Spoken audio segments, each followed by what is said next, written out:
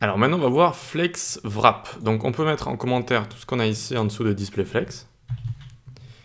On va mettre ici un background gold à nos éléments. Gold, tac.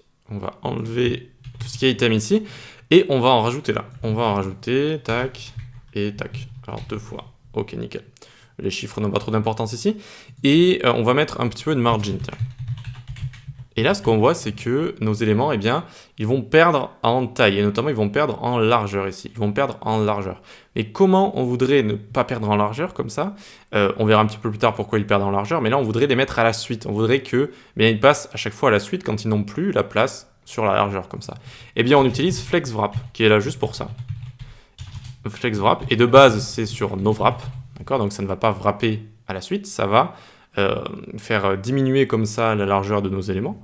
Et si on met wrap, regardez, propriété magique, tac, hop, ça passe en dessous comme ça. Ça passe directement en dessous, tout simplement. Et c'est quand même vachement pratique, notamment quand vous avez une width de, je sais pas, par exemple 70%, tac. Et donc regardez, hop, ça va être complètement fluide, c'est-à-dire que ça va directement passer à la ligne ici, à la ligne, ça passe à la ligne, ça passe à la ligne. Bon, et ensuite ça va dépasser du conteneur. Il faudrait mettre 8 auto ici par exemple. Tac, pour que ce soit parfaitement nickel, c'est-à-dire qu'à chaque fois, hop, vous voyez que ça va contenir tous les éléments.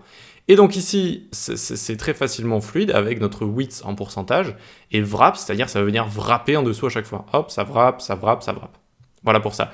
Donc c'est wrap, et on a également, donc bon, ça j'utilise jamais, mais on sait jamais, wrap reverse comme ça. Wrap reverse, c'est-à-dire que ça va wrapper à l'envers. Alors pour ça, il faudrait noter tous les chiffres. On va juste noter 4, 5 par exemple. 4, 5. Hop. Alors, tac, nickel. Et regardez. 1, 2, 3, 4, 5 ici. Et dès que ça va wrapper, en fait, hop, eh bien, on a le 5 qui est ici. Et en fait, ça wrap, mais en sens inverse. Au lieu d'avoir les 4 ici cubes qui sont au-dessus et celui-là qui va wrapper en dessous, eh bien, il va wrapper au-dessus, on a les 4 en dessous. Alors bon, j'ai jamais vraiment utilisé ça, mais ça peut exister si jamais vous avez envie d'utiliser ce genre de fonctionnalité. Ok, donc voilà pour wrap, on peut passer à la suite.